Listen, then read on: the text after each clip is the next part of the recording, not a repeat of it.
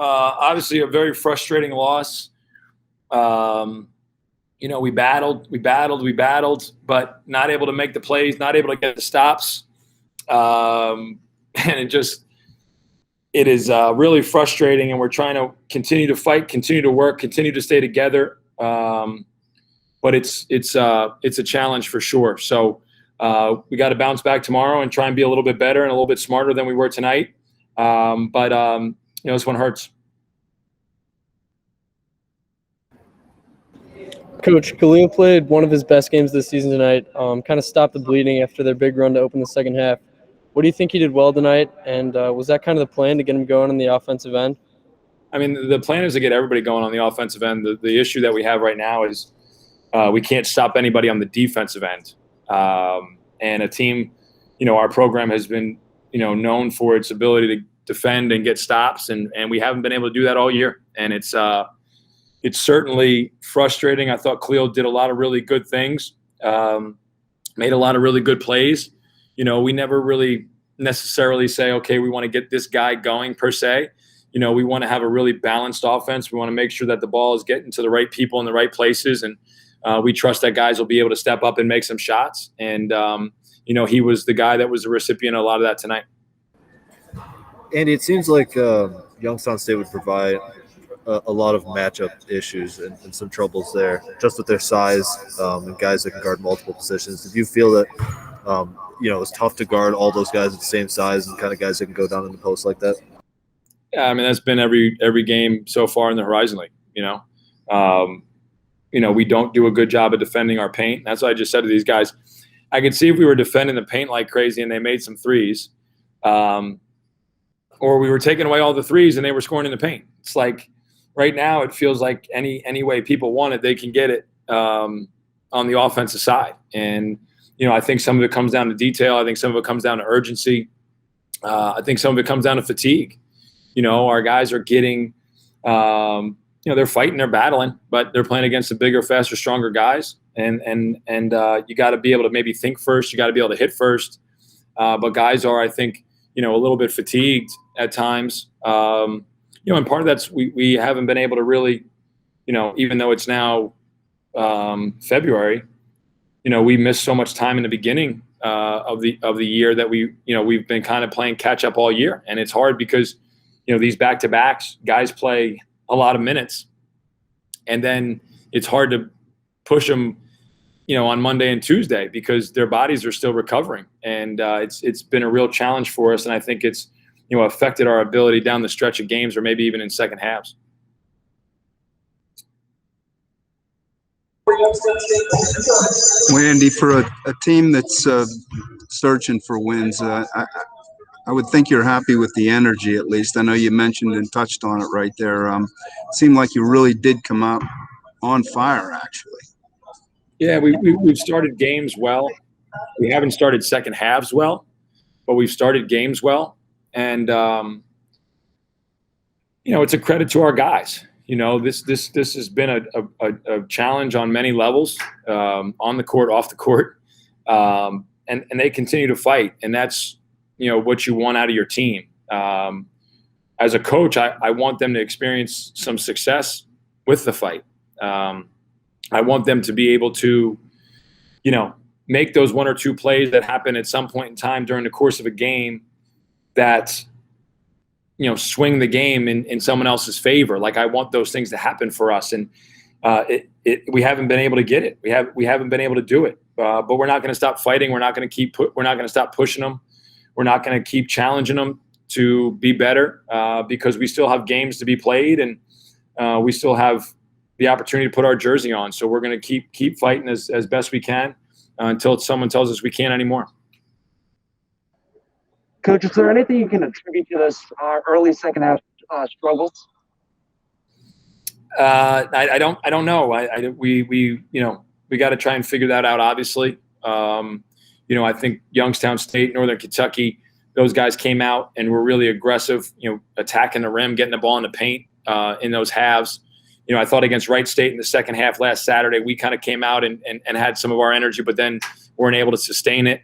And that's the hardest part, being able to sustain that energy, being able to execute for a full 40 minutes. I think, we're playing, tonight I would have said maybe we played, 32 minutes of good basketball in regulation, but then those other 8, really, really make it harder. Coach, AJ appeared pretty upset with himself after he came back to the bench near the end of the first half. Was he hurt, or could you tell us anything about what was going on with him? I can't really talk too much about it because of HIPAA, privacy, whatever those things are. But again, this year physically for our guys has been a struggle, and some of those physical challenges then present some mental frustration as well. And our guys want to be playing at the level that they know that they're capable of, and maybe feeling the way that they're used to feeling when they're on the court, and that's been a hard thing for them this year. But to their credit, like I said, they continue to battle. AJ, John, Dante, those guys are ultra competitive, and they want to win. They want to win, and I think there's times where they feel frustrated because they haven't been able to prepare themselves and do the things that they know they're capable of out there due to some stuff that's not really fault of their own. Just a quick follow-up on that, Andy. Was whatever was bothering him during this the same reason that he was out last weekend, or was it separate things? I mean, I don't really want to get into him being out last weekend. Again, I just kind of spoke about some of the frustrations that build up over the course of a season like this. No one signed up for 5 quarantines, and when you're not having the success that we had last year, frustration builds. There's a lot of struggles that people go through that's not always apparent, and we're trying to do the best we can to coach these guys up, but also make sure that they're doing okay. And so that's a really important thing for us. And I know they're frustrated, and I know they're going to continue to work and continue to push, and that's all we can ask of them. Thanks, guys. All right, questions for John.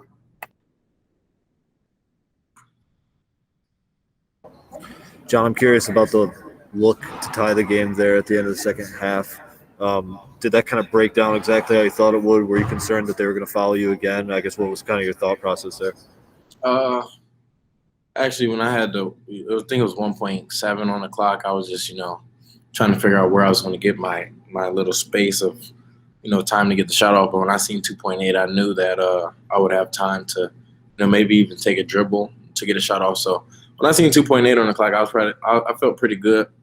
And then understood, the play call, and I knew that, I'd have an opportunity and a clean look. So I just wanted to knock it out the park, and it ended up happening.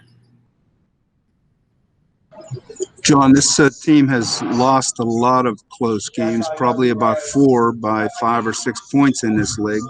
How close are you? I mean, there's still a number of games left. Yeah,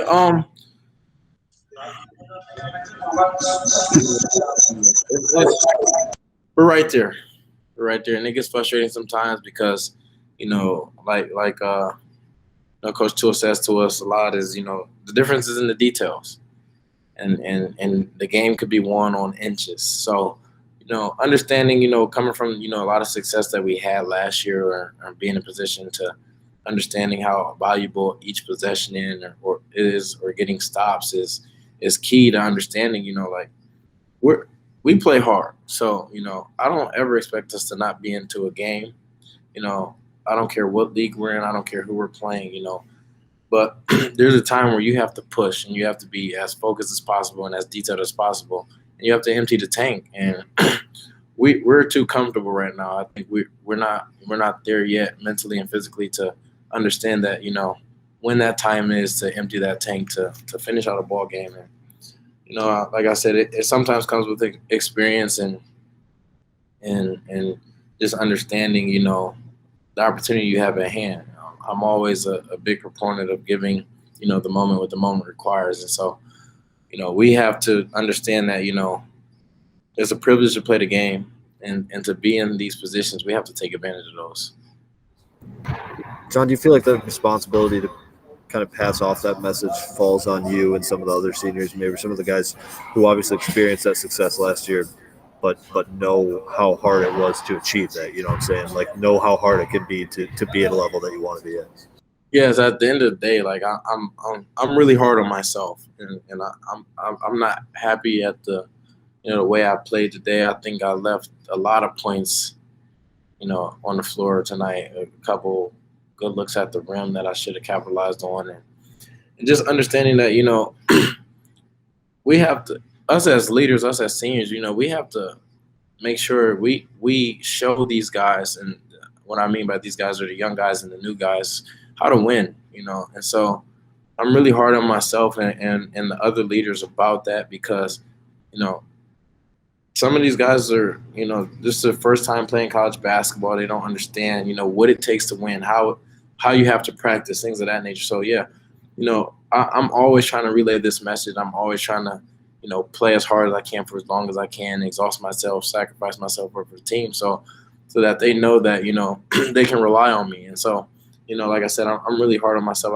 I'm not happy with the way I played, and I think some guys aren't happy with the way they played as well. So, the great thing about it is, we get to come back tomorrow and we have a chance at it again. And this is the time where we can string some games along and try to make a push. But we have to take it one game at a time, one play at a time, one possession at a time, and just stack these days and stack these possessions to be the best Army basketball team we can.